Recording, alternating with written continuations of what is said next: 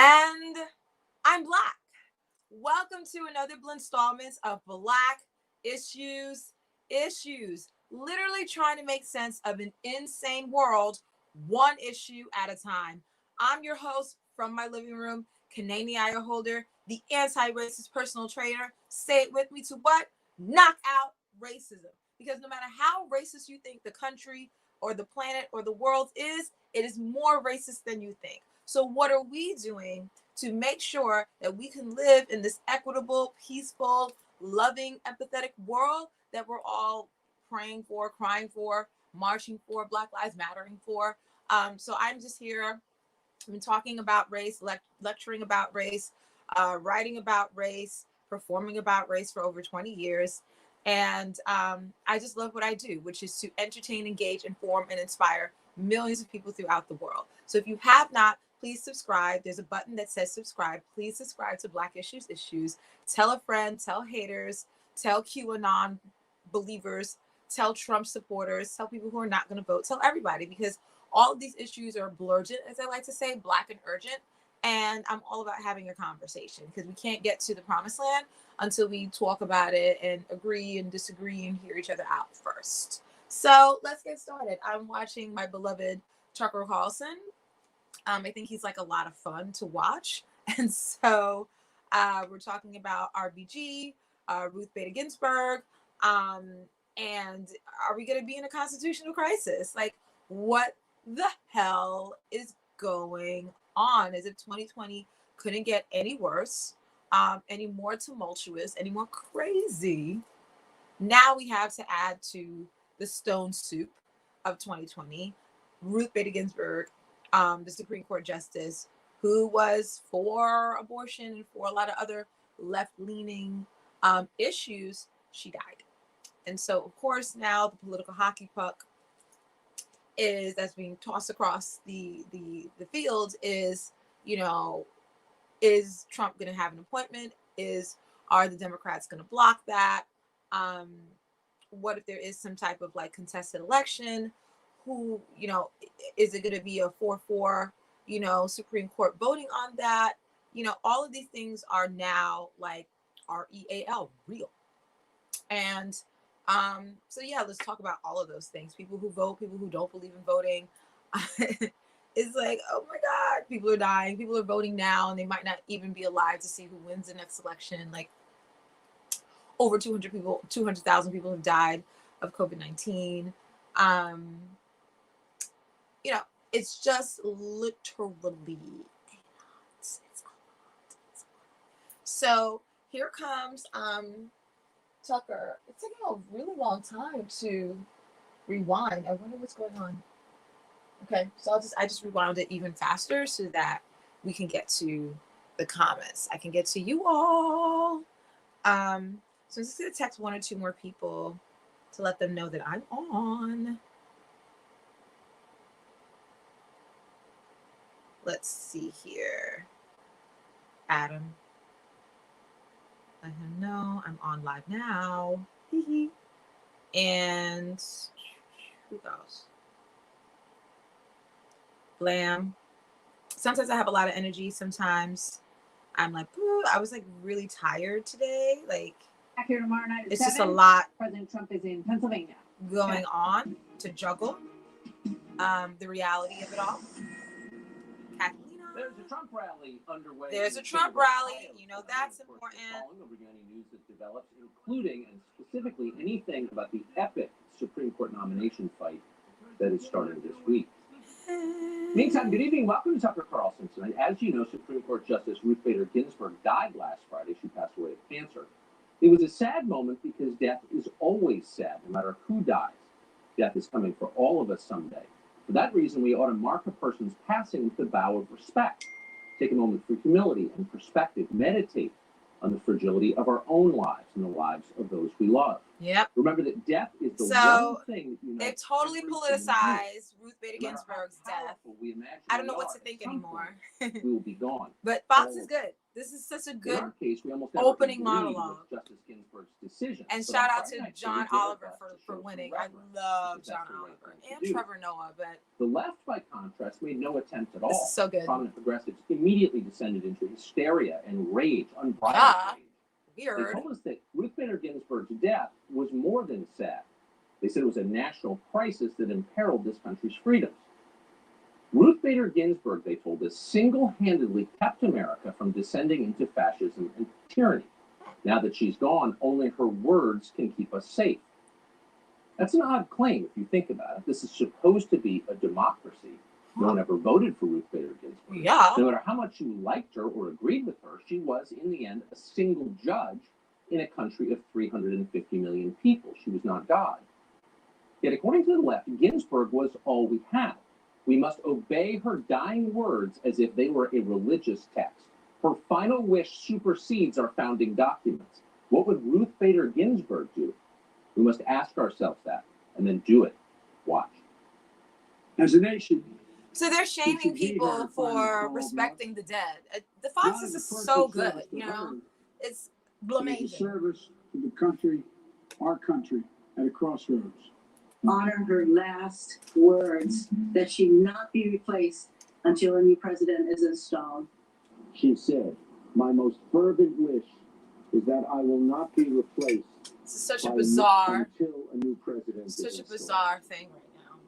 We believe that. Her fervent wish is that the next president pick. That was the last thing she said to the public. We know who this man is. We know who this man is. This is a man who does not care about a dying woman's final wish. Clearly. So turn down the volume and consider for a moment the reasoning here, the argument that they're making. Nothing is more important than our Constitution. That Constitution is in grave jeopardy. That's why we must substitute an 87-year-old woman's final wish for the constitutionally prescribed process for filling a Supreme Court seat. That's what they're arguing. Got that? Pretty amusing. Keep in mind, we don't really know. I love actually how what Ruth Bader smug Ginsburg's Tucker Carlson final is. words were. He's- Did she really his voice leave is this like, world whoa. fretting about the presidential election? Huh. We don't believe that for a second. If it were true, it Yeah. would be pathetic. Yeah, Because life is bigger than politics, even it this is. year.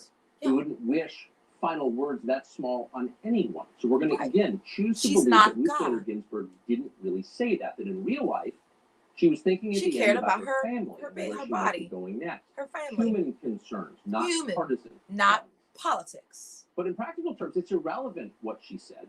Ruth Bader Ginsburg doesn't get to pick her replacement from her deathbed. That's not how it works. No. It's the Constitution we're supposed to be defending. Hello. Remember? And that's the whole point of the Yeah. Constitution. If Justice Scalia had said something like that, nobody would have cared. We would have been embarrassed for him. Thankfully, he didn't say that. On some level, Democrats know all this. All this talk about Ginsburg's dying wish is ridiculous and insulting to all of us and our country. And they'll stop soon. Democrats have an alternative argument at the ready, and that's one they've been honing all year. It goes like this: do what we want, or we will hurt you. That's the real argument they're making.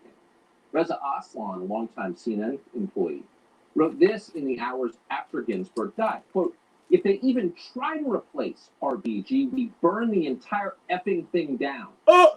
That effing thing being our country that we built. America. On Friday night, another Democrat tweeted instructions for how to begin that process. Quote, "We're now walking to Mitch McConnell's house to protest." More than 120,000 people liked that post, shockingly. The follow-up came a few minutes later. Quote, "His house is entirely dark, significant police presence out front. It's not clear that he's here. It's good that he's not here, as confirmed by a neighbor who is not fond of him. People are going home." That's not a protest. That's a threat. The point of it was to terrorize Mitch McConnell and his family. McConnell knew it was coming because that's how things seem to work now. The police guarding his house are probably the only reason it's still standing. Watch.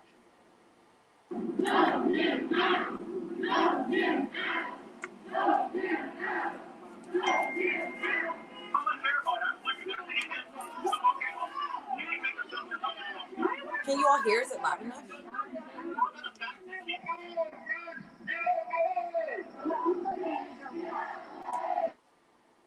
Oh, instead of We shouldn't move, be bitch, surprised by that. it's It was just move, last year that bitch. another group Wow. of Democrats gathered outside Mitch McConnell's home chanting death threats. Mm.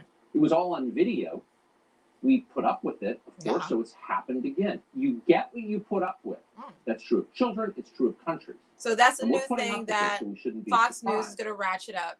Who's doing it? Shut down the Trump Black Lives voters Matter are movement. fascists, they tell us. Mhm. But when was the last time Trump voters threatened Democratic politicians in their homes? Hard Yeah. to recall that happening. Mm-mm. No. The tactics are always the same, Yep. and it's always the same people And doing it's always it. the left, the radical Then in case left. Mitch McConnell didn't get the message, Biden voters assembled at the home of Senator Lindsey Graham. Graham chairs the Senate Judiciary Committee. They wanted to honor Ruth Bader Ginsburg's dying wish by making sure that Graham was intimidated. Watch. Watch.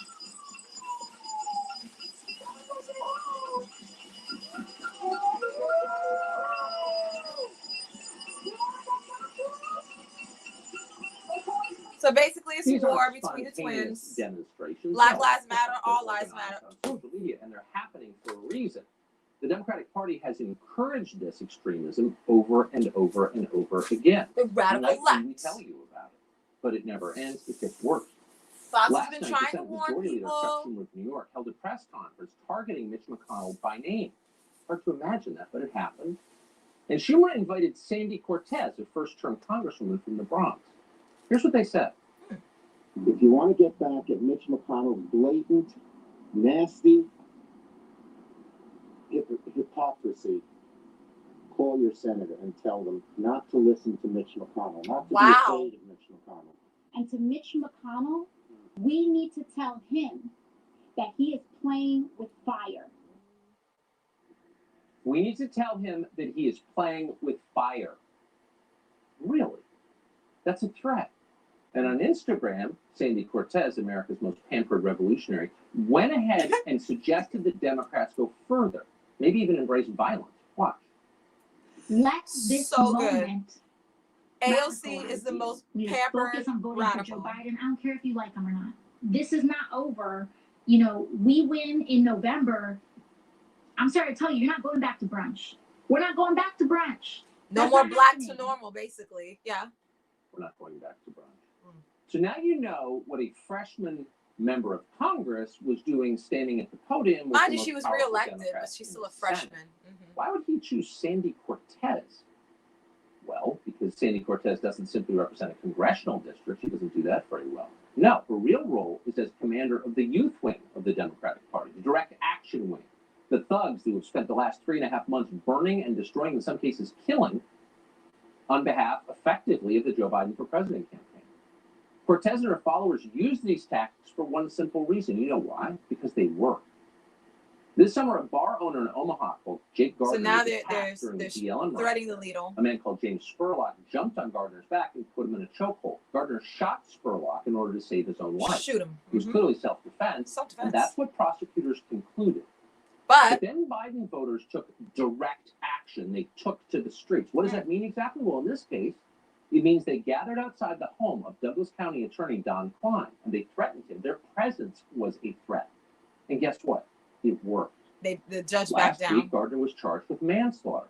This weekend, Gardner killed himself. Whoa. See how that works? Do you want to live in a country like that? Megan Hunt does. Mm. Megan Hunt is a state senator from Omaha. She is glad Jake Gardner is dead. Megan Hunt congratulated the mob on Twitter for pushing Jake Gardner to suicide. Hunt encouraged them to do it to others. As Hunt wrote on Twitter, and we're quoting, Jake Gardner is gone, but the white supremacist attitudes that emboldened him are still with us today. End quote.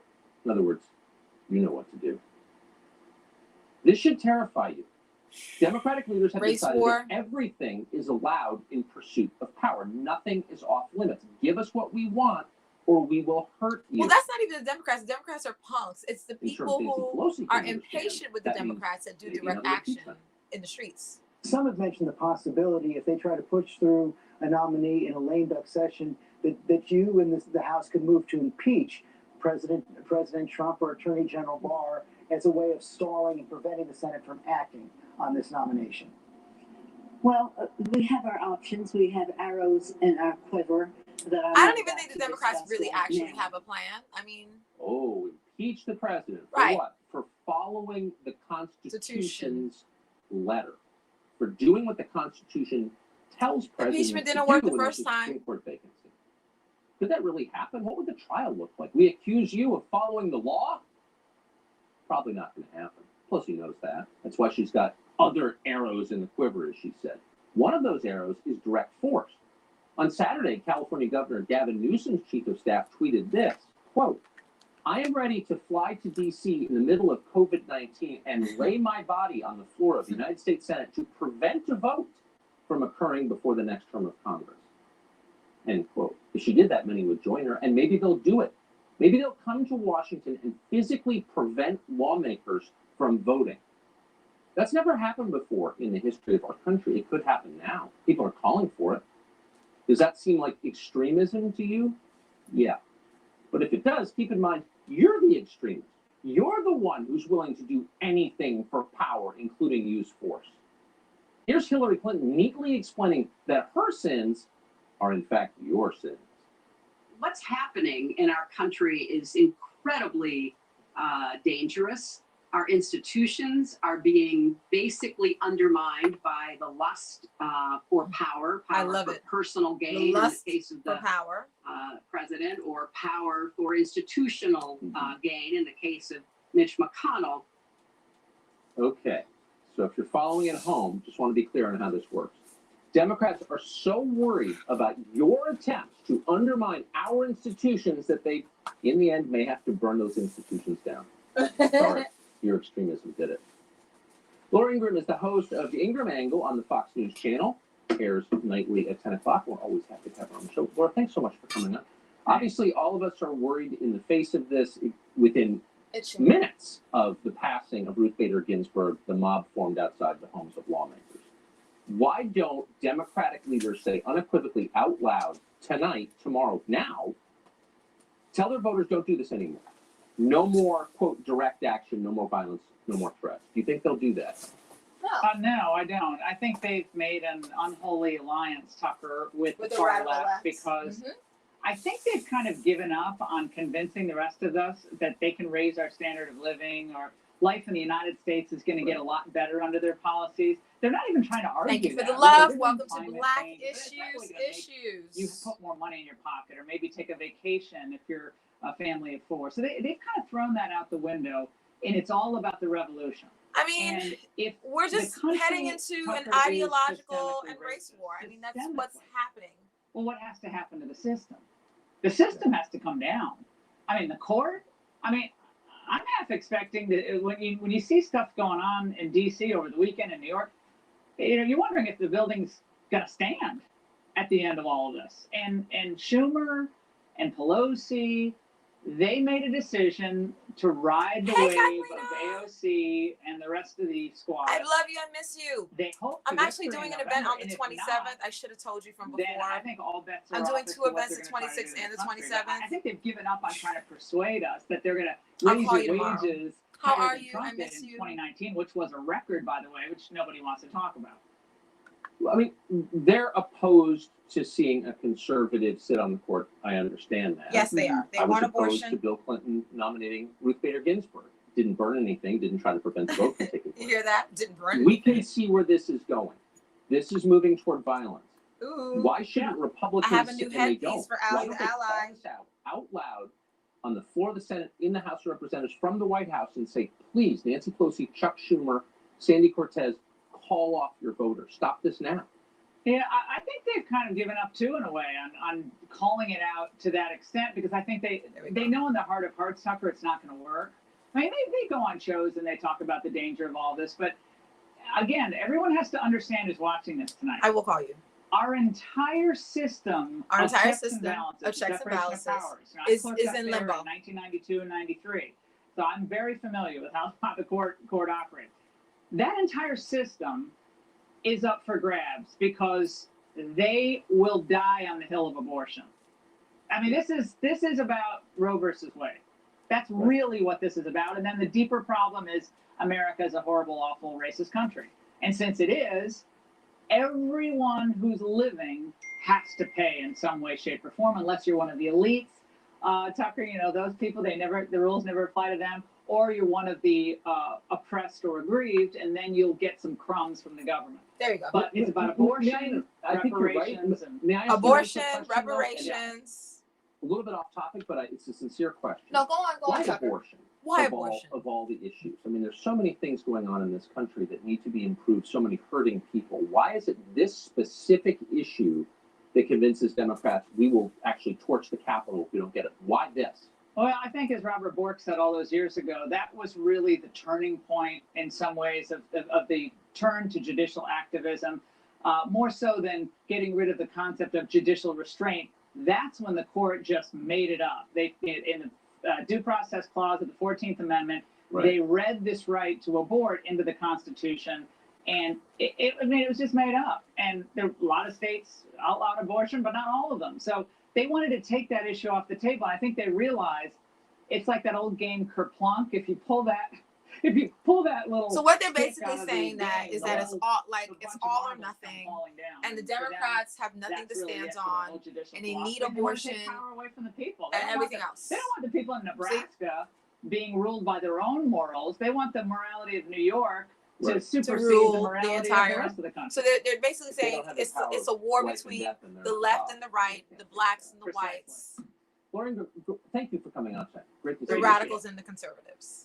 Well, these two senators on the Republican side, Lisa Murkowski of Alaska, Susan Collins of Maine, have announced that they would prefer not to vote Thank on a you, replacement for Ruth Bader Vincere. Ginsburg I until love after the name. election.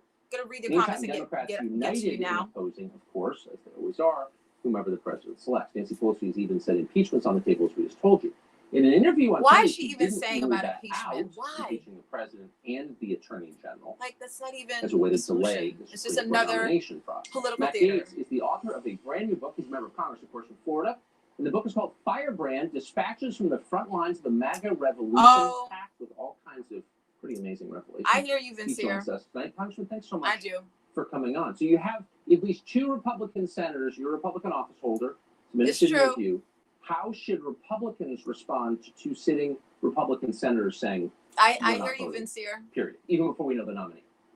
Well, there is no fervent wish He's good. provision of the Constitution. He's And good. Watch. the argument that Democrats, socialists, and apparently Collins and Murkowski are making is that somehow, like in the fourth quarter of a basketball game, everyone should just take a pause to determine who's going to be the coach next season.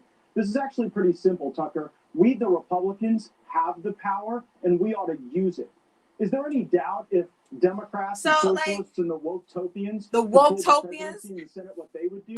They would be forcing us to accept some blue-haired, genderless warlord from the Chaz to I be love the next it. Supreme Court justice. I But here love we have it. Murkowski and Collins rejecting the duties that they have as senators, and if they do that, their voters should reject them. Trump supporters should not be Woke-topians. taken for Thank you, granted in Vincere. Maine, Alaska, or anywhere else. And if they are unwilling to do their job and take a vote on who the president nominates, they should not have the privilege of continuing to serve in the Senate. Democrats will stand up and tell you with a straight face, proud of it, that men can get pregnant. They're not embarrassed of anything they say they believe. Republicans, some of them, many of them, appear to be deeply embarrassed of their purported deepest beliefs. Why is that? You work there. Any insight? Yeah, it's a shame that Give me 1 Republicans second, don't someone's at times texting me. fight with the same vigor of Democrats. But remember, Mitch McConnell views his entire legacy as the Senate leader as tied to the judiciary. He literally wrote a book about it. And if he is unable to deliver this result for the president, one has to ask, what is the utility of Mitch McConnell? I mean, we put up with the things about Mitch McConnell we don't like his unwillingness to fight for the wall, his willingness to impoverish towns in America with these trade deals for global organizations. And we do it all because he is supposed to be a stud on judges. And so it's time to end the hand-wringing and the So they just got this shit on Mitch lock. McConnell should put pressure on fellow senators. They should lose funding for their campaigns. They should lose committee assignments if they are unwilling So to they're fulfill their basically going to duties. bully We have all to the fulfill our Republicans duties to as say, public officials get in fucking once we're line. previous to advise and consent. And Susan Collins Smart. herself said that the Senate should have taken a vote on Merrick Garland. So the Susan Collins of 2020 should certainly agree with the Susan Collins of 2016 that they should be taking an up or down vote. So they're basically going to bully all the other Republicans that have had any type of dissension from Hey, I wrote in there how you and I stopped what the war plan with Iran a is. few times. See? People should check it out. So, boom, there you go. Great to see you. I respect the Republicans because I'm like, they are Again and gangster. again, over the past 3 months, we have watched people get arrested and then walk right out. Prosecutors in many places aren't. Stay tuned for this after commercial. Like, it's gonna get even more bizarre as to like what their next goal is to kill the Black Lives Matter movement. That's why I said the death of Ruth Bader Ginsburg and the Black Lives Matter movement. Here it is. Boom.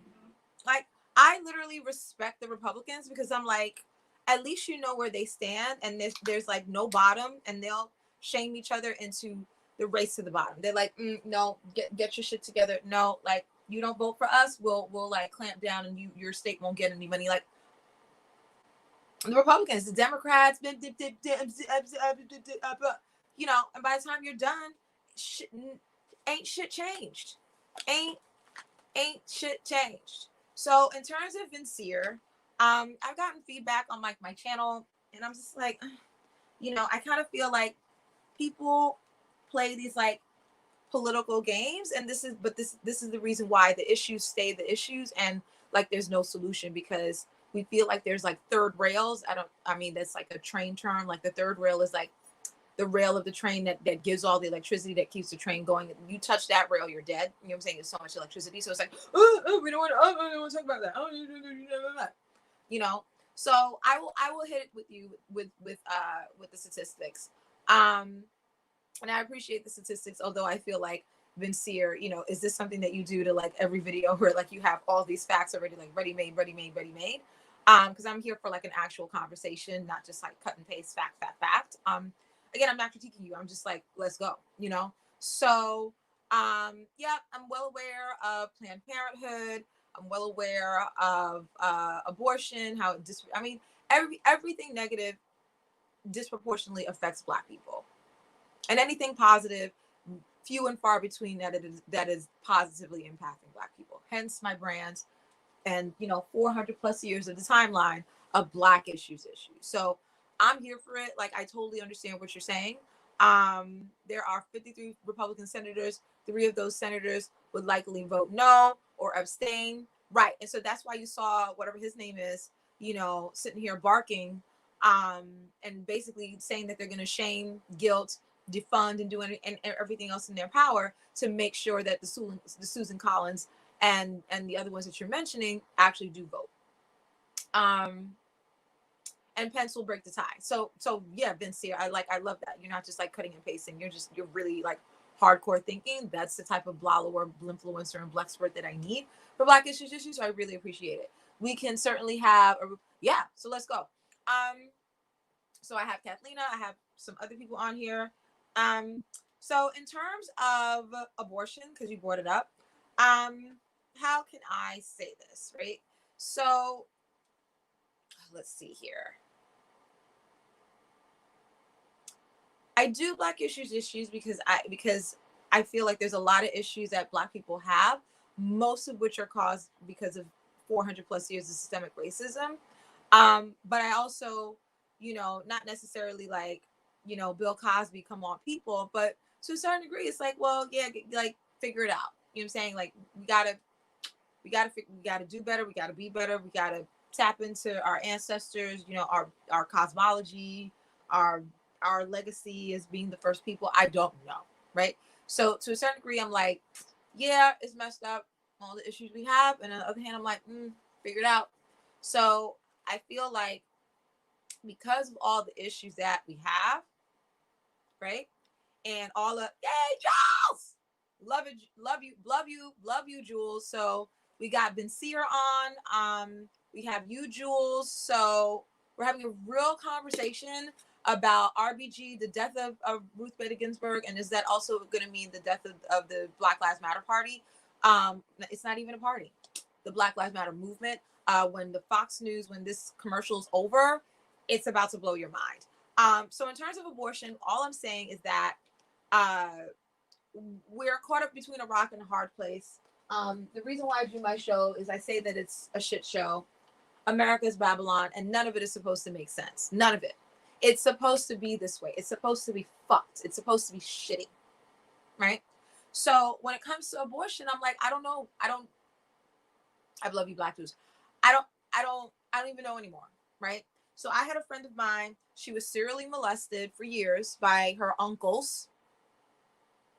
And so then she becomes 21 years old, in and out of abusive relationships, having men have sex with her, coming inside of her.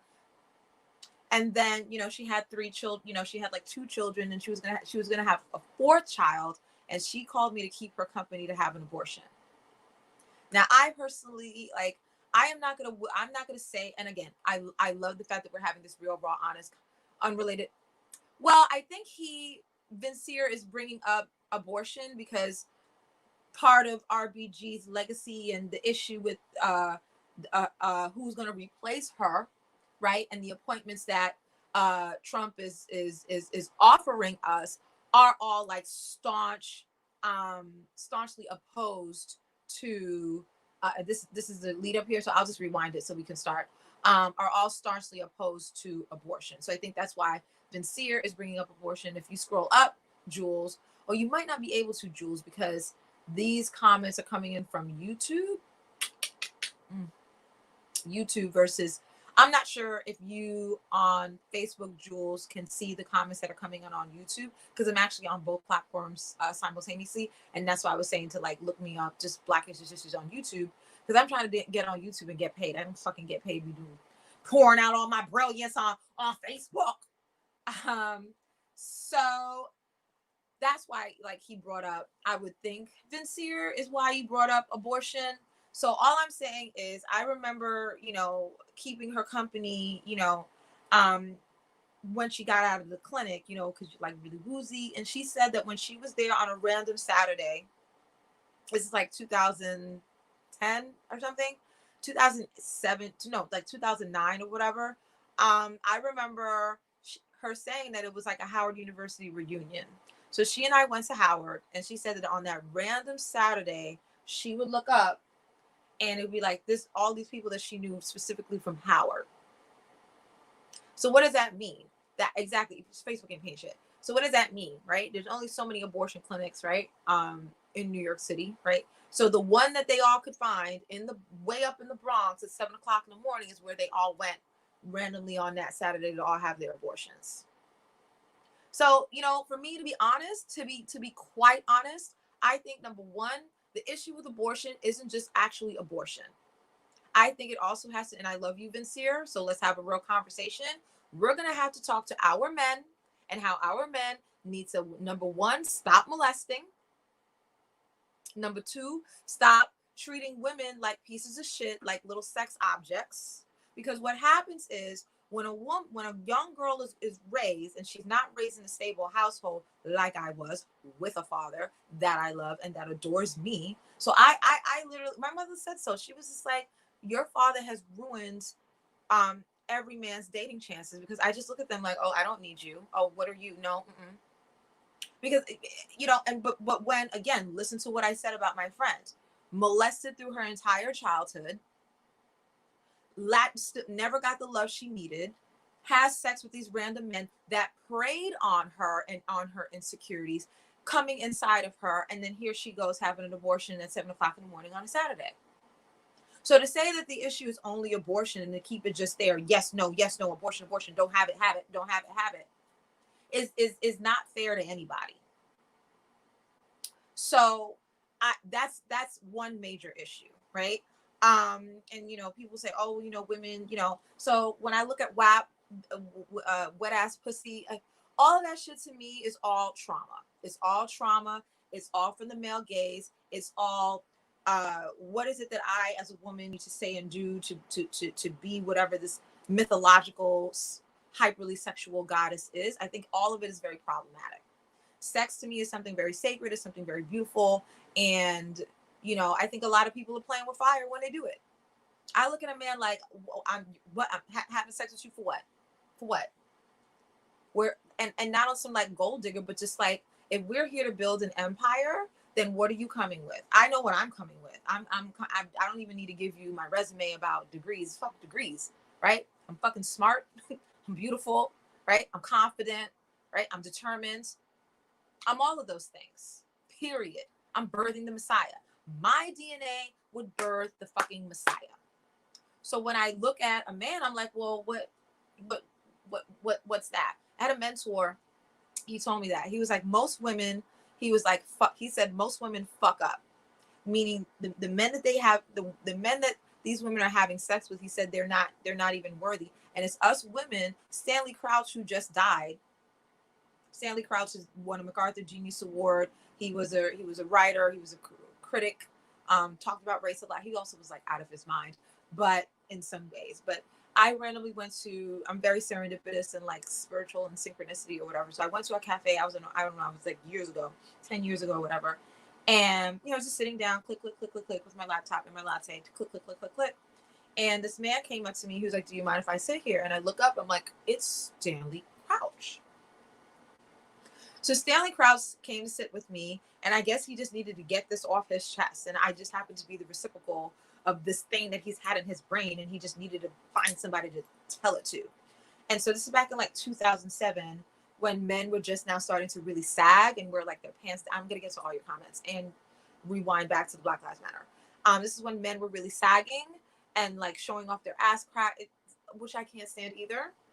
And so what he told me changed my life. He was just like, it's women. He was like, what is up with these men doing these? Like, he was like, I hate it. He said he had a daughter like my age. He was like, you can't stand it. Why are they doing it? He was like, but the reason why they're doing it is because women allow it to happen. He said, whatever. He said, men are very calculated and very like, they only do exactly what they think they need to do to get the woman. And so he said, every time a woman responds to a man when he goes, hey, bitch, then the man feels like, yo, then that means I can call a woman, hey, bitch, and they'll turn around and talk to me. If every woman who he called, hey, bitch, was like, and just kept walking, then eventually he would be like, maybe let me not call the woman, hey, bitch. Same thing with the pants sagging. This is what he told me. And then he was just like, if women only dated men with sports cars, then every man would figure out how to get a sports car. He was like, women forget the power that we have, that we can literally raise the vibration and raise the caliber, the timbre, the flow, the power, whatever word you want to use, that we have the power to sit there and level all these men up. And it's not even like a pressure, like, look at you, woman. That's what you have. Don't you see that? It's not even like Atlas, like the weight of the world. It's just your flow. I look at men all the time, like, okay. Like, all right, cool. I'm not, no, why? Let me see what you got.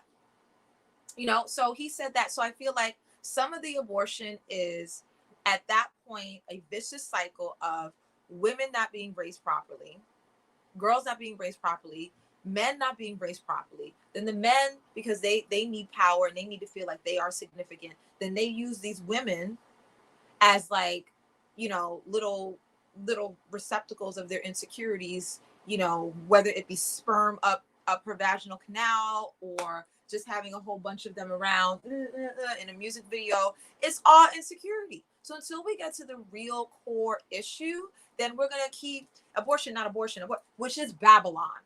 And that's why I say America's Babylon. So I look at all these issues and I'm like, and we get all like flustered about it. That's why I have fucking like dolls and like, because for me it's just like this. It's supposed to be this way. It's supposed to be Black Lives Matter, all lives matter.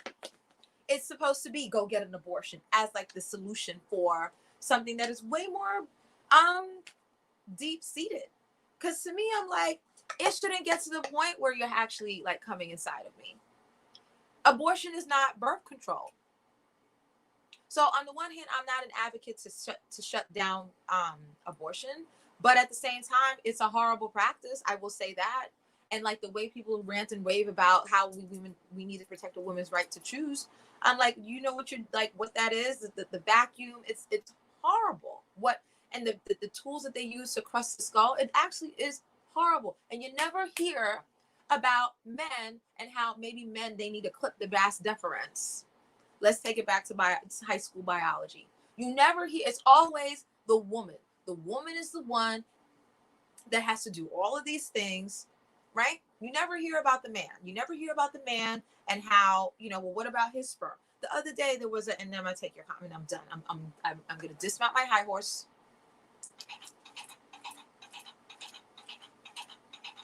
And I'll get to all your comments. So I'll leave you all with this, and then I get to the comments. New York is a total incomplete. Where's my friend right now? Shit show. It's a total shit show. The homeless are running rampant. People don't care. One of the homeless dropped a piece of construction equipment purposefully on an oncoming train. The train derailed. People got injured. It's insane.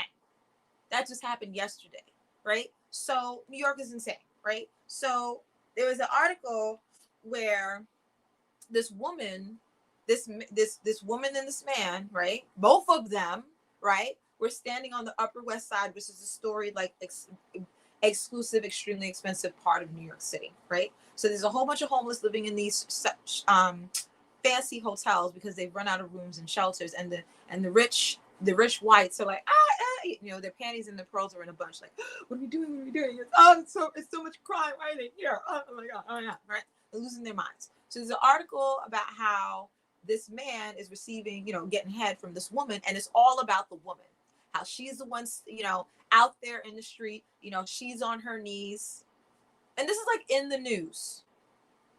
So what does that say? It's always damn the woman. From Eve onward, the narrative is there's something wrong with the woman. It's her, it's her, it's her. I'm like, fuck that. It's also the man. It's also the men. And like, I think that if anything women should do, women should fucking have way higher standards. Way higher. I know I just said it, and then I'll definitely get to your comments. Last thing. I'm walking down the street. This happened yesterday. Walking down the street, and I see a woman. I don't know. This is 125th Street, Harlem, where a lot of people are.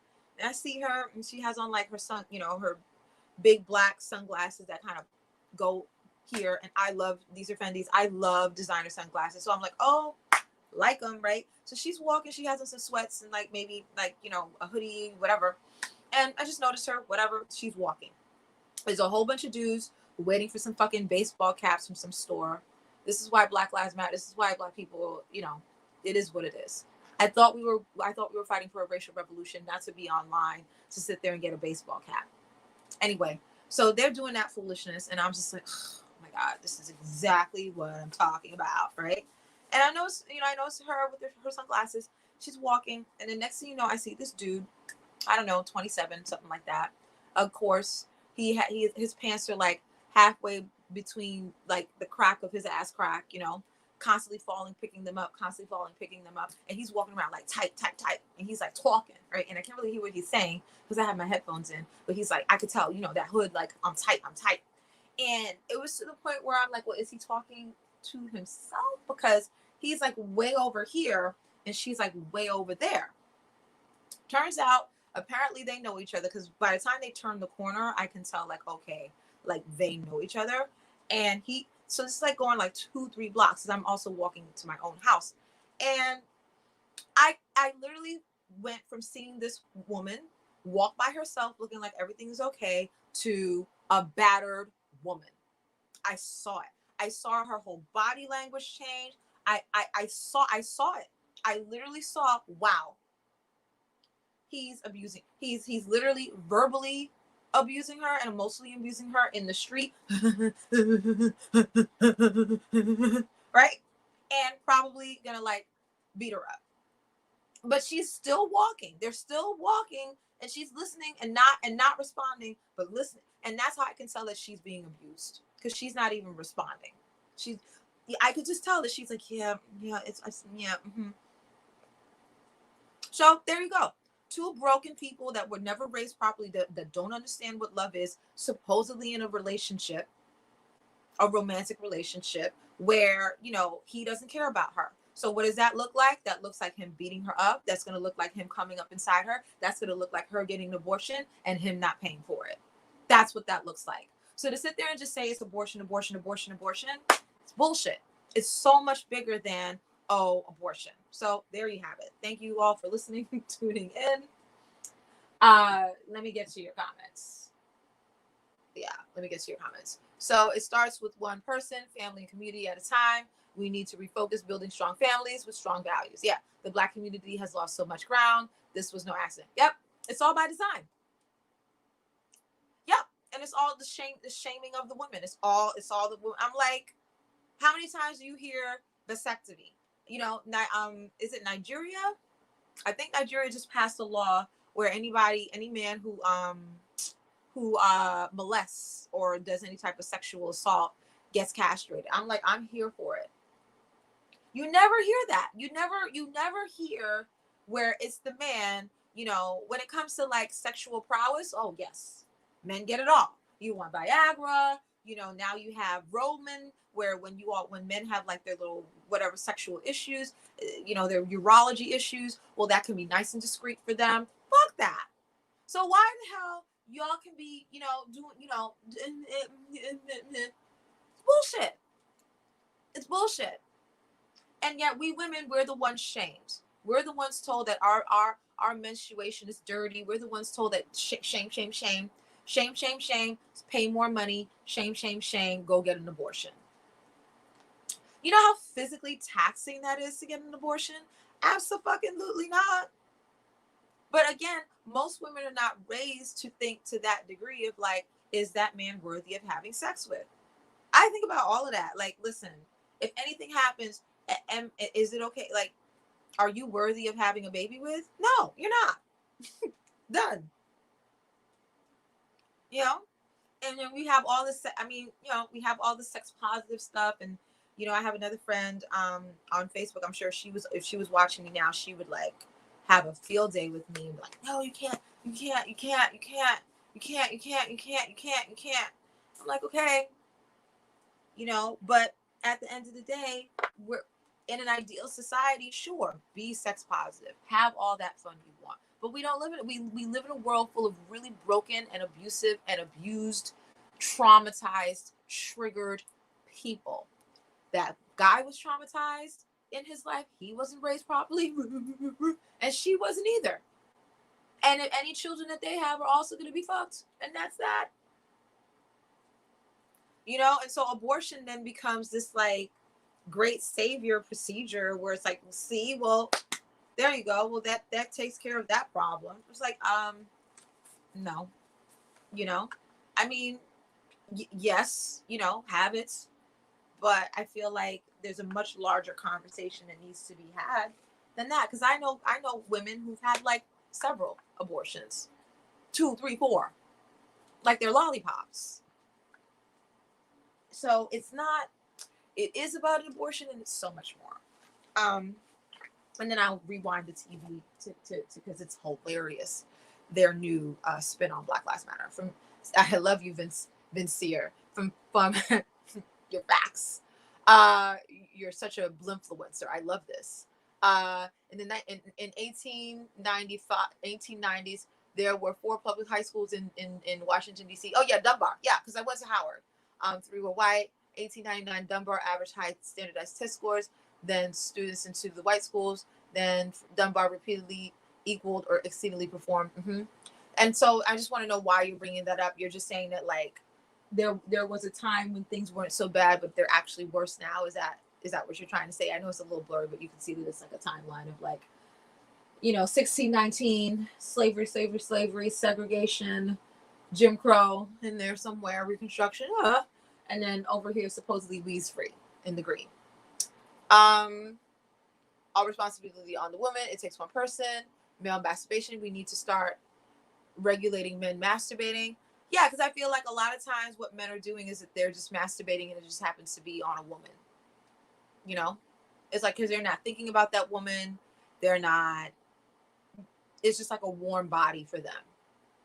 Right. So at that point, it's not intimate at all. It's just all sexual. It's really all about the man, right? And it's not about her. It's not about her needs. It's not about what it would take to please her. It's not about listening to her dreams and hopes and like who she was upset with at work today. It's just like, shut up, bitch, turn around.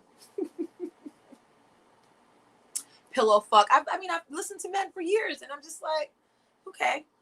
So who are you? If you think that this is the only way to treat women, like what does that say about you? But we never allow men to go down that road. it's just like, yeah, you know what I'm saying? That's what you do. And if there's a dumb bitch, a bitch dumb enough and willing enough to do it, then whatever. And we never critique the man and say, what does that say about you that you need to do that? And that you're okay with that happening, and you're okay with the woman being in that compromised a space, right? But yet if it's your sister, hello, I mean, I'm always here to talk, right? But if it's your sister, or if it's your aunt, it's your cousin, you know, you say you beat somebody up, but then 2 seconds later, because it's not your sister, it's not your cousin, then you're willing to sit there and do any and everything to this girl, including run a train on her. Okay.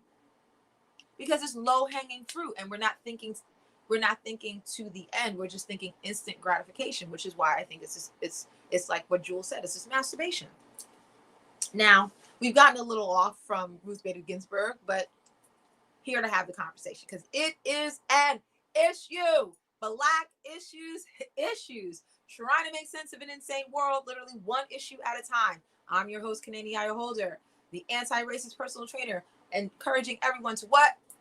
Knock out racism.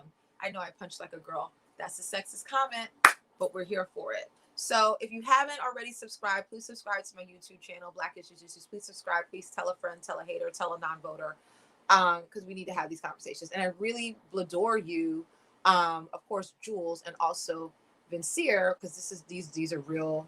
I'm always attracting amazing people. Adam, RBG's seat will be placed before. Of course it will be. Oh, here we go. Yo. So what's that scenario? Oh, the crystal ball. This is actually very heavy. It is a crystal ball and it's heavy. Woo! And what are your predictions about what you foresee will happen with the election? This is just my Nag Champa incense. It smells. I need to burn it. Sell out the long-term goals for immediate. Yeah. And I feel like, so Adam is queer, but I feel like there's parallels for that to be made in the queer community as well, of just like, you know, you're doing what you're doing, you're not really, you know, but again, I would say that like, there are some other like emotional scars, but in terms of like the added complication of like pregnancy, at least that's off the table. We can say that, Adam, right? Because we were just having a deep conversation specifically about abortion. So just acknowledgement that we have lost so much ground. Yeah. Oh, I totally agree. We must restore the Black family with Black fathers taking their rightful place. Black men need to step up. Again, this will happen one person, one family, one community at a time. So totally agree with Vince here, but guess what? I graduated Howard University in 2001. And if I had $1 for the amount of symposia events that I have been to, that whether they were specifically about Black issues, like not my brand Black issues, but literally Black issues, or if it was about just Black people hanging out, invariably it would devolve into what we go do, because what we need to do, because what we not do, because what most people don't know. And that could last all day, all night. We've been having these same conversations for 20 years about what Black people need to do. And it's not getting done. So, you know, I feel like, again, it's Babylon. You know, you're doing the best you can. Each one teach one. I'm here to entertain, engage, inform, and inspire millions of people. I'm doing the best that I can. But, you know, I don't know. All these things sound great, but I've been hearing these same things for 20 years. Right? And so, you know, and like I said, I walked down 125th Street and it was like at least 10, 15 people lined up for the new baseball cap. And then another 10 lined up for a new sneaker. I get it. You know what I'm saying? Like, life is hell, you know, you want to feel like I'm not a nobody, I am somebody. And here comes that baseball cap. Here comes these sunglasses. Here comes a belt buckle. Here comes a Louis, a Gucci, a Fendi, a Prada to make you feel better. I get it. You know what I'm saying? But You know, do the ends justify the means? You know, because someone's getting paid, someone's making money. Trump will nominate a conservative woman. Oh, hell yeah. He already has his nominee, like his perspective. He's going to announce it this week. We're going to have a constitutional, you know, let me get my crystal ball. You all can make your predictions. Oh my God, it's so heavy. So heavy. This is like actually like, you know how they have like a kettlebell? This is like my kettlebell. Like this is so heavy. My prediction is that we're going to be in a constitutional crisis. We're not going to know the election results until probably after the new year. And in the interim, just to kind of keep people calm, they're going to keep, on the one hand, we're not going to know the election results. And then on the other hand, they're going to keep rumoring about the vaccine. And people are just going to be all kind of confused about, is there a vaccine? Is there not a vaccine? Is there a vaccine? Is there not a vaccine? Who's the president? Who's not the president? Who's the Supreme Court judge? Who's not? So all of that is what's going to happen. I think the Democrats are going to stall to the greatest degree that they possibly can. I think that, you know, like Vincier had said, you know, Pence will break the tie and they're going to push it through. And then they'll have the 5-4 advantage that they need to then certify that the election, either one needs to be recounted or two is invalidated or whatever the hell they need to say and do to either stall, right, and keep Trump in office, or to keep Trump in office. So that basically is what the options are. And we're under the illusion that our votes are going to count and we need to do them. And I'm not saying don't vote, you know, I'm saying yes, vote. But if you think that, and I've been saying this for months, if you think that this election is going to be signed, sealed, and delivered in November, because back in Black in 2000, when was the Bush Gore, the floating chads? We didn't see that shit coming, but at least we can see it coming. You know what I'm saying? So it's like, it's going to be even worse than what we think, in my opinion. Do abortion rates decrease amongst wealthy communities? Good question. Probably not. It starts with you, aim high, and your family will benefit. Yeah, no, I totally agree. Agree, Vincier. Good question, Jules. This is why I love all of my influencers and BLEXPERTS. To be honest with you, white women outpace everybody else getting abortions. Right? Just like white people are the ones doing most of the drugs. It's just a stereotype that it's black, it's black, it's black, it's black, but it's really white. So a lot of white girls, you know, those girls gone wild girls, they're the ones getting a lot of the abortions as well. Fertility rates decrease in wealthier, developed. Well, there you go. So the poor black girls are getting abortions because of horrible decisions. I don't even mean to laugh, but I have no other response. And I think the poor and I think the rich do it because they're like, oh, you know, they actually have more to live for in their lives, and they're just like, oh my God, no, I can't do that. Oh my God, get rid of it now, you know, whatever. But like, I'm looking at it like, you have condoms, you have the fact that the man can pull out. Then on top of the fact you have the RGB, what is the morning after pill. So you have all these other. You also have birth control, like the actual pill, which I also don't use, but whatever. But you have all these options, and yet you still find yourself in an abortion clinic. Now, God told me not to say that out loud. God will literally be like, "Don't say that," like, you know. But it's a thing. So, you know, I don't know what to say.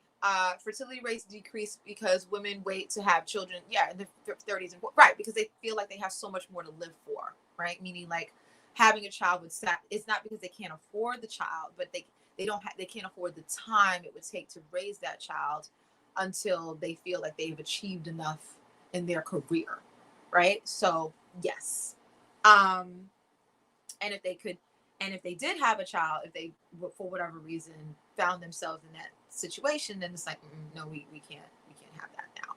Let's figure that out. But then the irony is that fertility rates, like in general, white women fertility rates have been dropping, and that's why they're the ones going to the fertility clinics the most.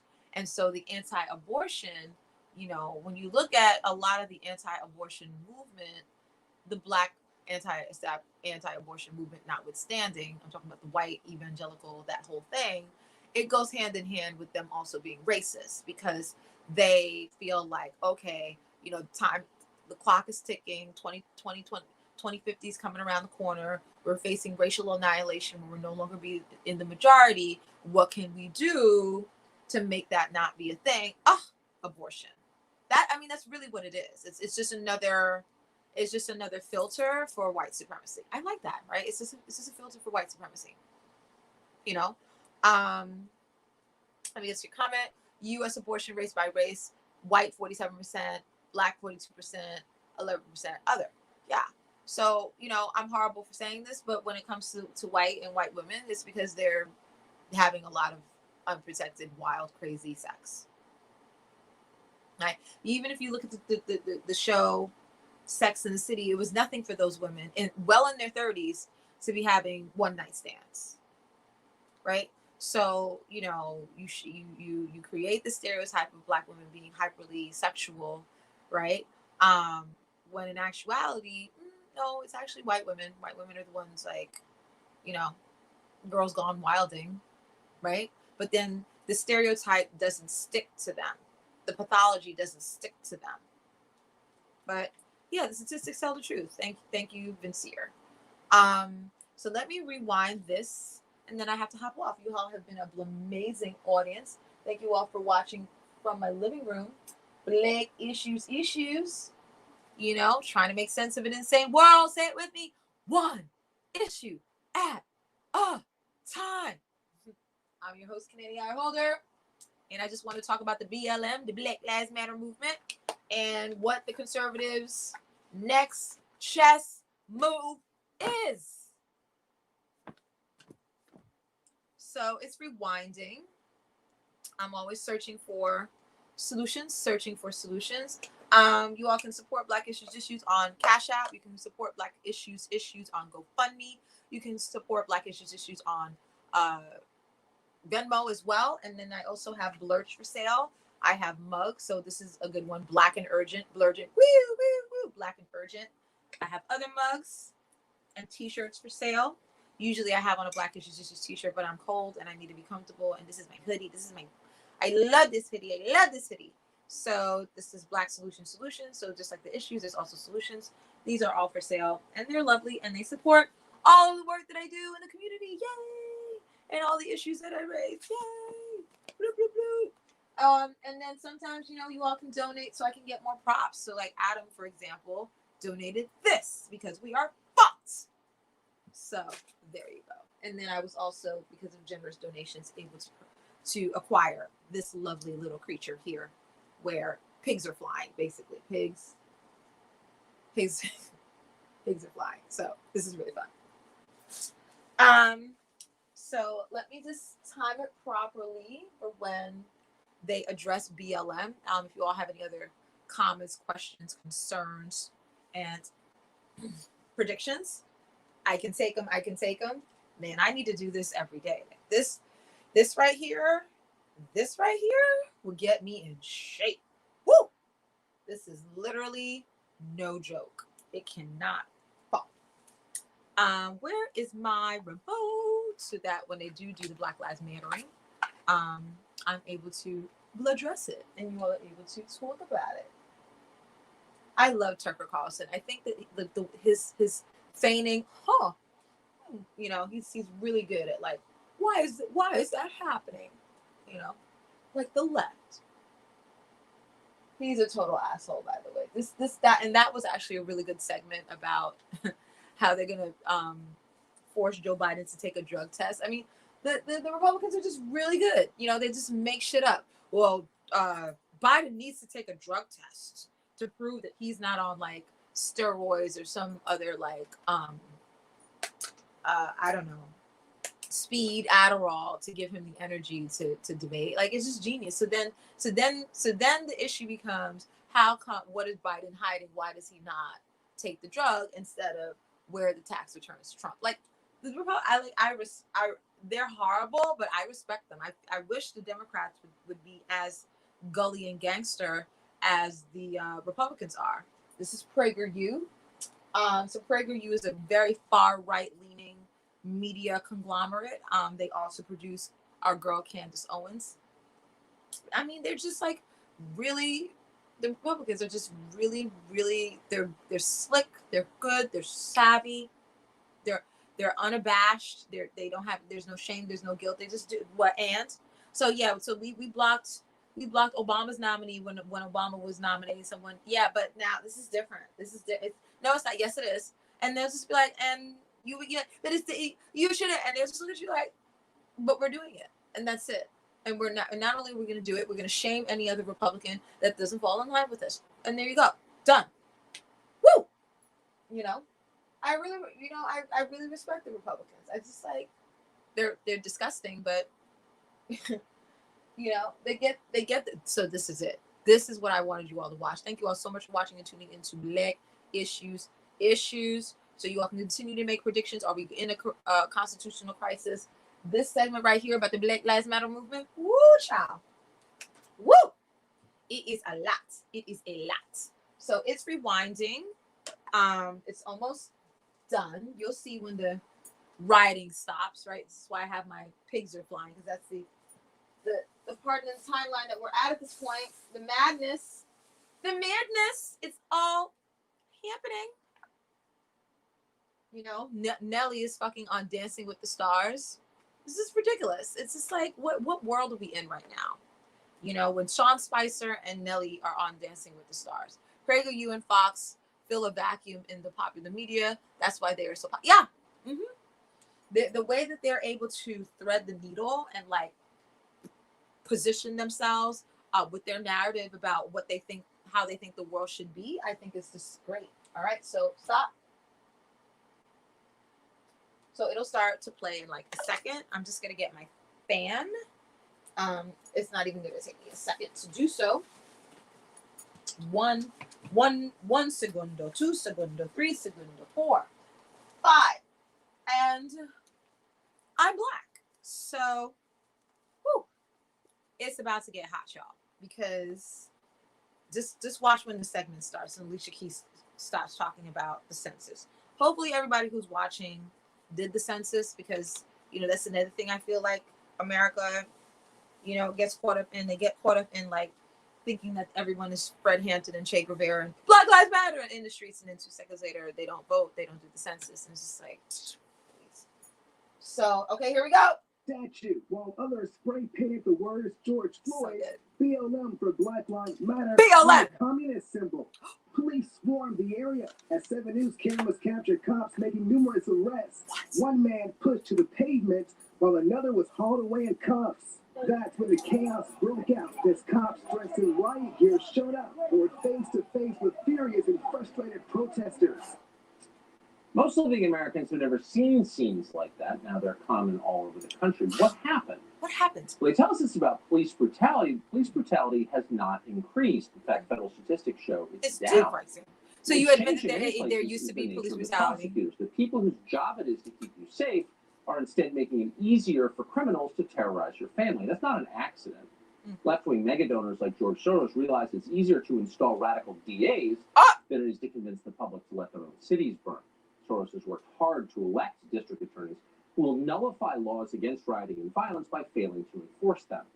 In Portland, Oregon, where violence has become a way of life, the Soros-funded political action committee funneled $20,000 to Mike Schmidt's campaign this year. Schmidt, in turn, has announced he won't prosecute any of the rioters who turned Portland into a war zone.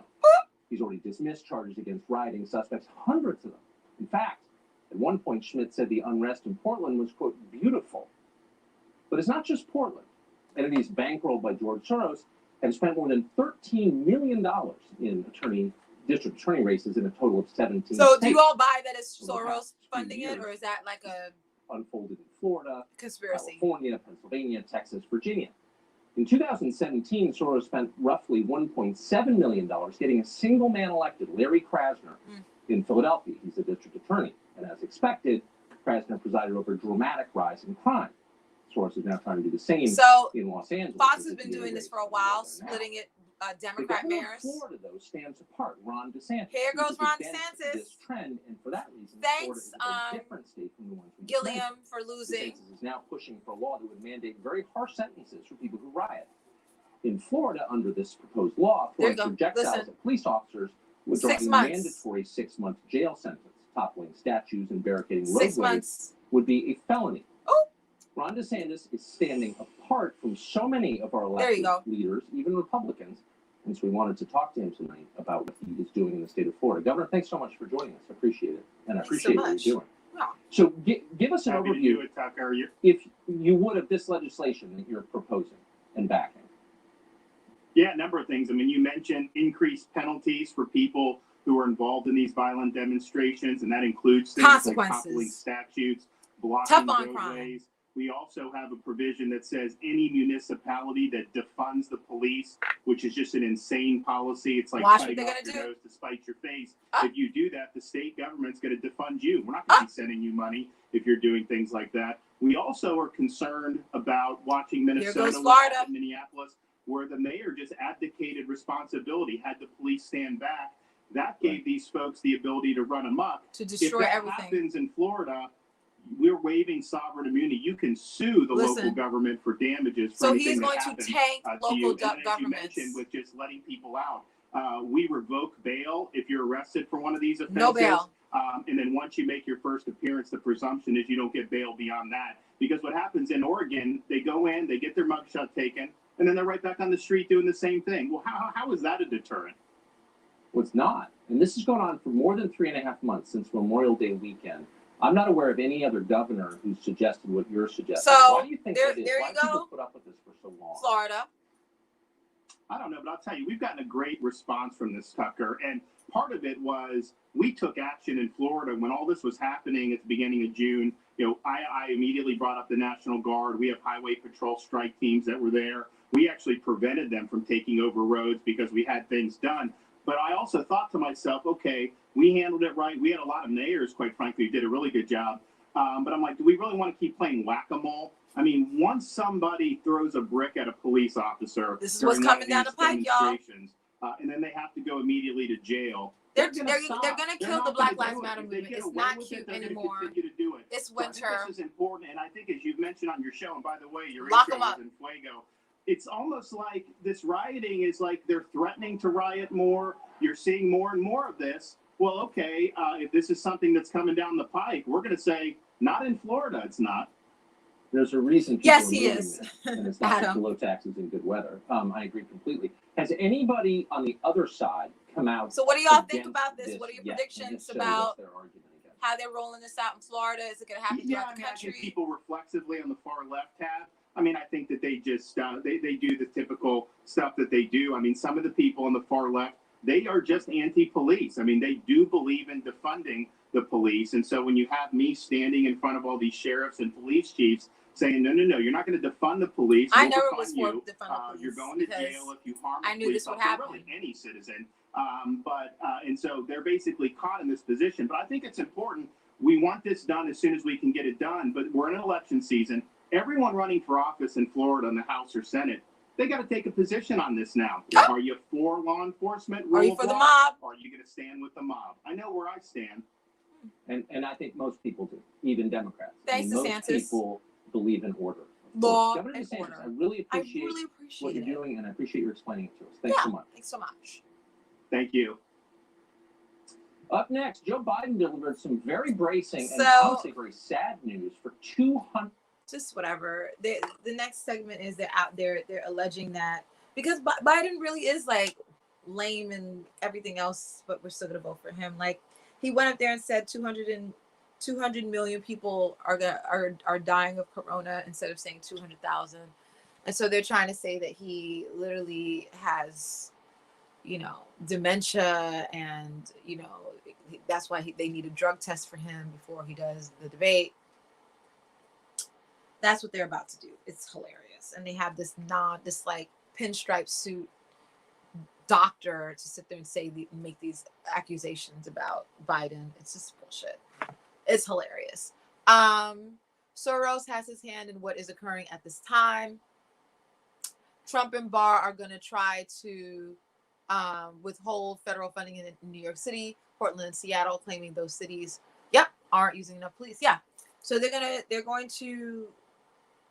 to outwit even Cuomo in New York. Yeah, that's what I mean. That's basically what's already happening. Like, you know, I'm too young, but you know, in the 70s, New York City was also defunded, was in a fiscal crisis, and landlords were burning down buildings so they can take out insurance claims, you know, and that's why hip hop happened, because you had so many abandoned, burnt out spaces, and they just put linoleum, you know, they found linoleum in like abandoned buildings and put it on the sidewalk and put it wherever the fuck they wanted to put it, and like started breakdancing, and then used to do backflips on the mattresses. I mean, that's how hip hop started. You know, it started because of a lack of funds, resources, clarity, government, anything. And that's basically what is starting to happen in New York now. Like, I live around the corner from Marcus Garvey Park. And again, I've been living in Harlem for almost 20 years. And I went to Marcus Garvey Park and I was like, oh, okay. Like, people are having like all out fucking like mini concerts. Okay. Like huge sound systems. I'm telling you, like 10 set up DJs with 2 turntables and like sound systems taller than I am. Yeah. Just, there's no permit now. Like before that, you need to have a permit. You don't fucking permit. Everybody's out there barbecuing. Like it's becoming to the point where people feel like they can do whatever the fuck they want. That's why, like I said, the homeless individual who literally threw some construction equipment that I don't even know where he got it from. I think it's because the transit workers are lazy too and they leave shit everywhere. And he just picked it up and threw it on the train track, and like the whole train derailed. And they have been crazy people in New York all these years, but it's never to the point where you think that it's rare that they would like actually like do something to you. You know, again, I've been living in New York. I grew up in New York. I'm living in New York my whole life. You know what I'm saying? But it's different now. Like even me the other day, as smart and savvy as I am, I'm walking down 125th Street, and I'm very like I see things before they come. Like, you know, and so, but I saw this one particular gentleman. And I was like, okay. And I was like, let me walk over here. And before I could do that, he lunged at me. And this is like in the middle of the day. This is like, I don't know, 5 o'clock. It was still like light out. So, you know, I think that the tenor has changed, where now you see security footage of the shootings that are happening. And they're just, kids are just like, like it's a video game. Like they're on their couch playing Call of Duty. And they're just out in the street. Pop, pop, pop, pop, pop. So people are, it's a level of not caring, a level of no consequence that I think hasn't been seen in a while. And so, you know, specifically in New York, like, hello, like the funding for the trains, you know, hasn't happened yet. And, you know, the trains were already fucked up. They were already late all the time. They were already like filthy. So, you know, you don't give New York that funding. Tell you, I'm having a field day looking at the apartment listings. There's apartments that like, and Adam knows, I predicted this shit back in like, I don't know, May, April, and I was like, maybe May, right? Because it was after George Floyd, and I was like, get ready for gentrification, like white flight 2.0, the end of gentrification. White people are gonna leave. You can have the fucking balcony, and that's exactly what's happening. I'm literally looking at 2 bedrooms right now. Lawn, like washer dryer in the building, and in the unit, dishwasher in the unit, access to a rooftop, 2 bedrooms for $2,800 in Harlem. These apartments used to go for like $4,000, $5,000. There's one apartment I saw, they dropped the price $1,000 in less than a month. Pop. Now, no realty fee. Usually you have to pay like thousands of dollars to move in New York City. They don't tell you this, but you do. Security deposit, you have to pay what's called a realty fee, 50% of the year's rent. So let's say you're paying $1,000 a month. That's what, $12,000 a year. Well, on top of the So they would take the year's rent. So that would be 12. They take 15% of the year's rent. So 10% of $12,000 would be $1,200. So 15% of $12,000 would be what, like $2,000 or so. You'd have to pay that to the realtor just for turning the keys and giving you the rental application. So now all of a sudden, as ridiculous as that shit has been all these years, all of a sudden, oh, you know, no realty fee, you know, here's the key, you know, no broker's fee, you know, 2 months free, like we'll negotiate. And a few months ago, the apartments is just like, what? You have to apply. You have to pay all this money. Okay. And now they're begging. So it's very sad. It's very precarious what's happening in New York right now. And all these little millennials that don't have no fucking backbone, that only know how to live because of Seamless and Uber telling them what to eat and where to walk and where to be. They can't take it. They're the ones leaving because they were already paying exorbitant rents that I don't even know how they were paying to begin with. But they're the number ones. They're the number one ones fleeing these high amenity buildings. And so now these high amenity buildings are like, fuck. Who we're gonna take? Who wants it? I'm telling you. You just Google New York City real estate right now. Put in a zip code. Put in my zip code 10035. See what comes up. I live literally like 3 blocks away from Apollo Theater. I live 3 blocks away from Marcus Garvey Park. I love where I live. I live near all the trains, all the buses. I live 20 minutes away from LaGuardia Airport. I knew exactly. Adam is like, I've heard you say this a million times. Like, I knew to live here because I knew, again, America being Babylon, that some shit was gonna happen. And I was like, I want to be able to walk everywhere I need to walk when the shit hits the fan. So that's exactly what I have. I go to the grocery store, 10-minute walk. Bed Bath and Beyond, or Body Works and Beyond, you know, to get everything like in your kitchen, in your home. It's a 5-minute walk from my house. Everything I need. I haven't been on a train in months.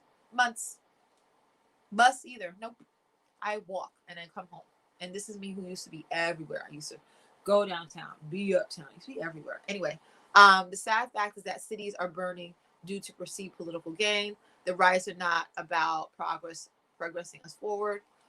I can see how you're saying that, Vincier, excuse me. Soros has his hand in what is occurring. I keep hearing that, you know. I keep hearing that. And then I keep hearing this vociferous, like, no, it's not. That's a conspiracy theory. And I'm like, well, so let me get back to you on that. Vincier, please stay in contact with me. You can always email me, BlackIssuesIssues@gmail.com. I really appreciate all of your comments today. I just feel so blessed. I feel like people who watch are like really amazing people that I'm like, oh, my head tight. Is this phone? It's done. This means I have to get off. This means my time on YouTube is over. But I feel like the people that come on are blessed and are a blessing in my life. So love you all so much for watching and tuning in to Black Issues, trying to make sense of an insane world, one issue at a time. I'm your host, Kanini Holder, from my living room, the anti-racist personal trainer to knockout racism. We talked about Ruth Bader Ginsburg. We talked about abortion. We talked about the Black Lives Matter movement. And I hear you about how, oh yeah, thank you, Vincier. So please email me. I love you. I love you. Let's continue to, I really value you. So let's continue. And I wanted to get to like know who you actually are, because all I see is like an icon. I don't know who you are, but like, and you can see all of me, but you know, I'd love to get to know you better. Yeah, I mean, I feel like I've said this for months that Black people should not be a part of this movement. We should stay home and like actually create things, and not feel like we need to be Huey P. Newton and Fred Hampton.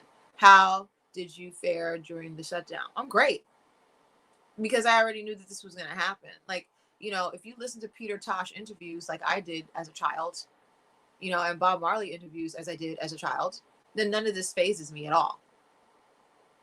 You know? So, that's that. You know, my parents are from Trinidad and Jamaica, so I know how to climb a tree. I know how to chop, you know, I know how to hand wash my clothes. You know, I don't need AC. Like all these trappings of America, I'm like, I've always been like, I don't get it. So for me, I was just like, oh, cool. Okay. Shut down. Great. You know, stay home and cook. Like cook my food. Like it didn't phase me. I was happy. I was like, this is great. You know, like, again, it's horrible for the people who died, you know, or even that, like, I don't take a flu shot. Like I eat really healthy, and, you know, I eat ITAL, right? I eat really healthy. You know, I cook with you know, I put ginger and you know, I use all kinds of herbs and things like that, which I know YouTube is going to flag me and say, you're giving out like bad health advice. And like, it's not about, you're talking about things that like don't prevent COVID. Listen. So, you know, yeah, I eat really healthy. You know, I don't work out as much as I should, but like I'm pretty healthy and my brain works. Like you know, I've only gotten like right now, like, I didn't go to, I went to bed at like 6 this morning and I woke up at like 9:28. And I've been up, did all kinds of things. So, you know, I was fine during the lockdown, all of that. I'm like, okay, whatever. What is, so, and you can tell me, where are you from, Vincier? And where and how did you fare? You have children. How did you fare for the lockdown? What is likely to occur after November, no matter what side wins, will be 10. Oh, I think so too. I think so. I think America's not ready. I spoke to a realtor today, and I told her, I said, you know, she was like, well, when are you thinking of moving? And I was like, you know, I'm looking now, you know, and again, I was looking at like Virginia. Okay. So in the DC, like the area, is like Virginia, like near DC, Virginia, or further down south Virginia. You just let me know. Cause I went to Howard. So I'm very aware of like Potomac, you know, that's why I watched the Housewives of Potomac. I'm like, yes. I'm like, they're like the light-skinned bitches, bougie bitches that went to Howard with me. So the area, just okay. So Richmond's a little further out than like the DC area, but I got it. You got kids, like you're single, you're with someone. Not to say that I'm like trying to holler at you. I just want to know, because you're coming strong. You know what I'm saying, in terms of like what you think needs to happen. So I'm just curious. Yes, further south. Yeah. What was I going to tell you? I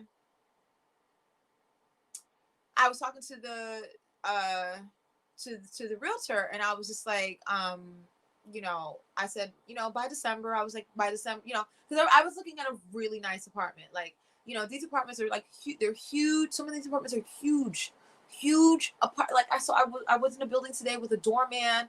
It has a lap pool. It has you know, a garden, rooftop access, a gym, and a 2-bedroom, and grown kids. Got you. And love it. Congratulations. And the apartment's like pretty well priced right now. Been on the market. I know my head tie looks all crazy now.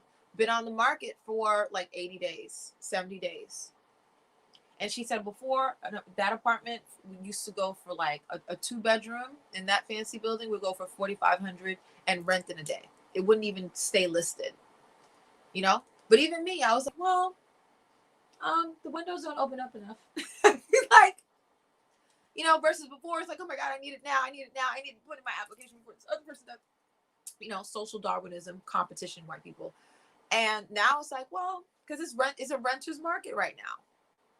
And I was like, well, what about a ceiling fan? Can talk to the owner about whether they install that? Like, you know, it's a renter's fucking market. So I told her, I said, maybe by December. And I said, you know, I predicted that by December, prices are going to tank even more, because they usually do, because people don't want to move when it's cold.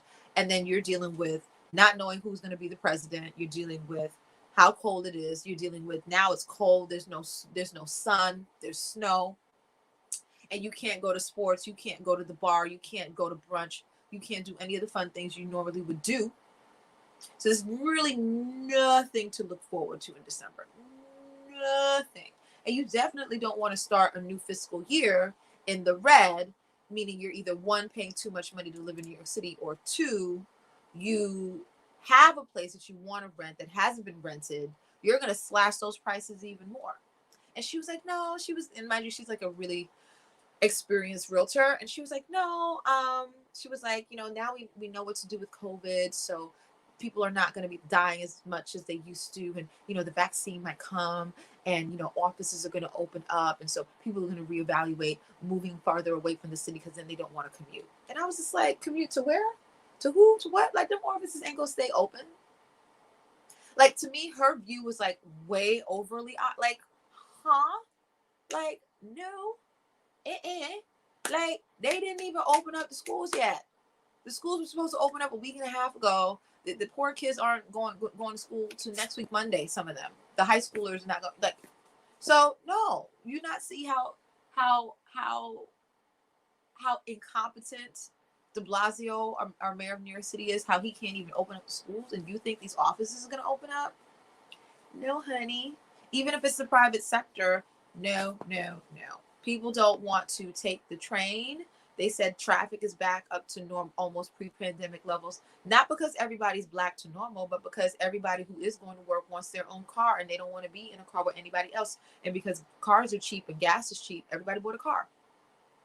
So I'm looking at her like you're smart and you've been in real estate a long time, but I don't think you have the brain like you do, Vincent, of like really seeing like how fucked up shit is. You know what I'm saying? White people usually don't see that coming, and we black people, we know, So I was looking at her like, no, honey, like that vaccine ain't coming.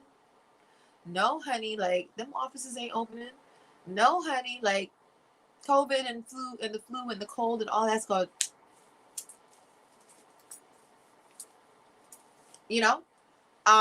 Although I did hear some studies that said that the flu season might not be as bad this year because people are already wearing a mask. So like that might actually mitigate flu transfer. Although like I don't ever take a vaccine. Like I feel like people don't eat healthy in America. Like we want to drink soda. We want to eat Krispy Kreme donuts. I saw that the other day. I'm gonna get to your comment in 1 second. Like Harlem on 125th Street just opened up its second Krispy Kreme. There was one on 145th Street. Now there's one on 125th Street. And I did a Facebook Live video if you ever want to watch it. And I was just like, look at this. The line was like down the block. Children, they gave children little Krispy Kreme hats and they were all happy. I'm like, yeah, you just brainwash another generation of children to eat unhealthily and die, an early death before you can get Social Security for some fucking donuts. Most people are unprepared for what is about to happen. They have everyone focusing on the wrong things. Yes. So if you can do me the favor, Vincier, and tell me what your prediction is, I'm literally going to shut up and watch you type, and then I'm hopping off because I need to meditate because I haven't meditated. Usually I meditate in the day, and I woke up late by my own standard, and I wasn't. So I got to get back in my flow. So yeah, tell me, spill the beans. Let me get my crystal ball one more time. Vincier, excuse me. Give me a prediction, and then I gotta hop off. This thing is heavy. It is heavy. It is heavy.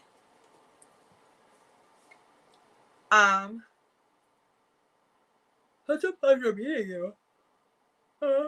Please make sure you subscribe and like the video, and let's keep talking because I love your vibe, Vincier. And I'm always real and raw about issues and coming up with solutions, and flu vaccines are typically reported to be 30%. Yeah, and I actually know someone who took the flu vaccine, and I guess you have to sign a waiver when you take the flu vaccine because there is a chance of it like you having like an adverse reaction to it. But they always make it seem like, oh, like less than 2% or whatever, get this adverse, like whatever, it doesn't matter, like take the flu. He was one of the people who got the negative adverse reaction. So he gained, I don't know, I barely recognized him. He gained so much weight. He said that he was not incapacitated, but like couldn't move. Pretty much was in the hospital. Couldn't leave his house for like a year, more than a year, maybe 5 years. I don't remember. It was a long time. And so he said that he's in the process of like, because it's like a class action. It's like a buyout. Like they already know how many people are going to have the adverse reaction, and there's already money allocated to pay those people off. And so he's just going through arbitration with his lawyer to get that money. But people want to take the flu vaccine. No, honey, no, not doing it. Not gonna do it. So, you know, yeah. So maybe hit me up with an email, because I'm gonna have to like hop off. I need to drink some tea. I need to meditate. So yeah, I would love to get to know you more, Vincier. Thank you so much for keeping me company. And thank you all. Everybody else is probably gonna watch in the archive. Black issues, trying to make sense of the insane world. One issue at a time. And I'm your host, Canadian Eye Holder, live from my living room productions with my emoji pillows, because it's crazy, y'all. It's crazy. And all they let us do is emote on social media and like not actually change the world. Trump will win on election day, but the level of voter fraud will be used to create doubt. Yep. We might see another thing that would happen in Florida. Yeah, I totally agree. Yeah, that's what I think too. The in-person voting is going to come in, and it's going to make it seem like, whoa, Trump won in a landslide. And then over the next 2-3 weeks, it will take to vote to count some of those ballots that have already been cast, plus the ballots that are not going to be cast at the goddamn last minute. And the fact that the mail trucks don't work, and the mail trucks are blown up. I don't know if you've seen this. I saw it on Inside Edition, that the mail trucks literally spontaneously combust on fire. That's a thing too. So with all of that, with the mail-in ballots, you know, who knows how long it will take for them to actually count those. Like, I'm gonna vote in person, you know. I'm gonna vote in person because my polling station is like literally across the street. So I'm gonna vote in person on that day. That is my plan. You know, that's what Obama said, to have a plan. So I have a plan. I have a plan for my vote. I have a plan. So, and good luck in the day. Oh my God, you too. You know, like, it's just madness out here. So thank you so much. I try to do my shows at least 5 nights a week at 10 o'clock. But I also do self-care. So every once in a while, like, I have to just like take a break. But I'll probably do another one, because I need to do one on the fucking Emmys and Ellen. You know, the Emmys, I was just like, what the hell is that? Like, I was so bullshit. You know what I'm saying? They ain't got no. And so I appreciate, Vincier, that you can see through the bullshit, and you can see the degree to which they don't care about black issues. They ain't trying to fix nothing. They just want us to be in perpetually black tragedy. Yeah, you can't see that one. You can't see that one. Police reform. I never had stop. Nope. Oh my God, what's going on? I never had defund the police, because I knew what I was like. Do you not know that like 2 seconds after you say defund the police, crime is going to go up every summer, because it goes up every summer, and then y'all go look stupid, and the police are going to say, see, you need us. So I already knew. Like, no. Nancy Pelosi and her Kente cloth. Yeah, I do. I usually talk about all these things. This is Blurgent, Black and Urgent. I think I got to turn down the brightness. Bam. There you go. Now everyone can see. There you go. Black egg. Yeah. So these are all the things that I talk about. You're definitely a BLEXPERT, Vincier. Yeah. So boom. Racism isn't just emotional, it's economic, for reparations, even though they ain't gonna give it to us. So yeah. So we'll talk again. I'll go through all of the whole show. So I love you. I love you, Black, Vincier, and all of my blowers and BLEXPERTs. Good night, and have an amazing rest of the week. It's only Monday. Oh. Okay, bye.